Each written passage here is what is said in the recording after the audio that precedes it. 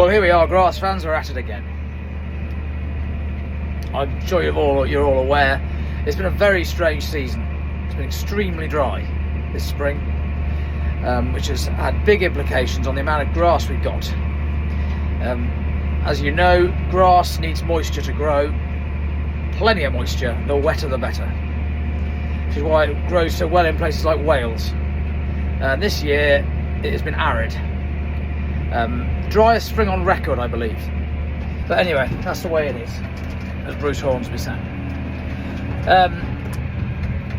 So it's also caused another problem, and that's made, well, it's not really a problem, but it is for us. It's made the grass mature much earlier. It's now middle of May. Normally we wouldn't even be thinking of even barely mowing yet while we're baling. Because it's got stressed and it's gone to head early. So it's somewhat caught us with our trousers around our ankles. We've been getting stuff ready since just after Christmas.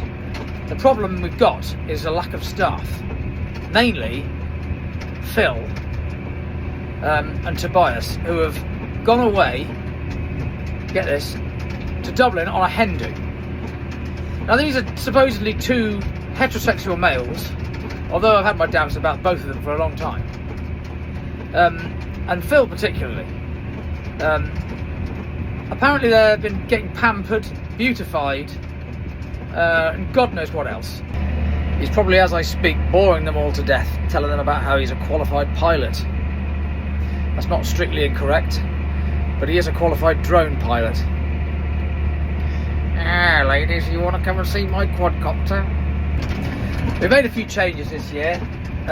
One piece of kit that we've bought that I'm absolutely delighted with, and you can see it behind us, is our new merger. We've had a front-mounted one for 3 years, I think, and it's a really good piece of equipment. Does a lovely job. I've explained all of that before, but it does a very clean job. It doesn't pick up any stones or dirt, and leaves a really clean stubble, as you can see, which is great for the second cut, means you don't get any contamination.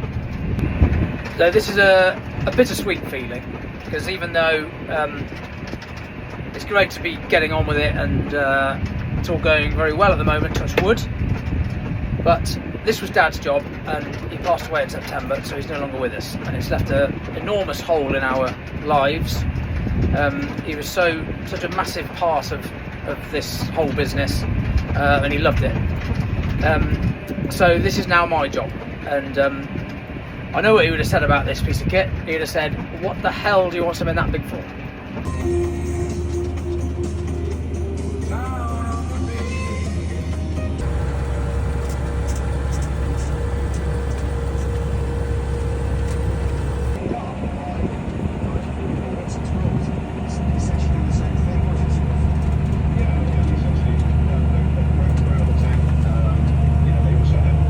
Now, we've just had a problem with the baler.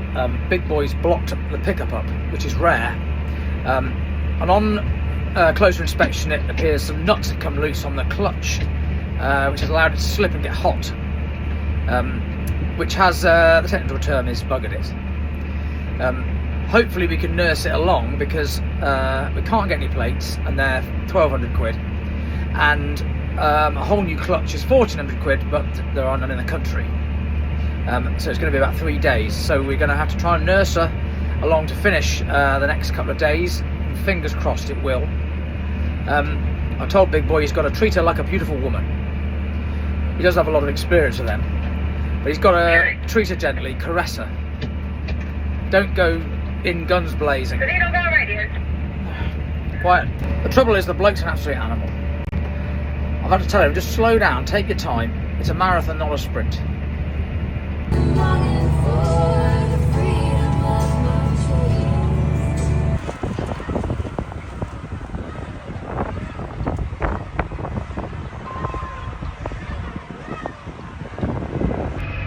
Well, we've got done what we needed to before the rain that's forecast tomorrow. The baler's done us proud. Thank you to TH White for being so helpful on a weekend. Thanks for watching.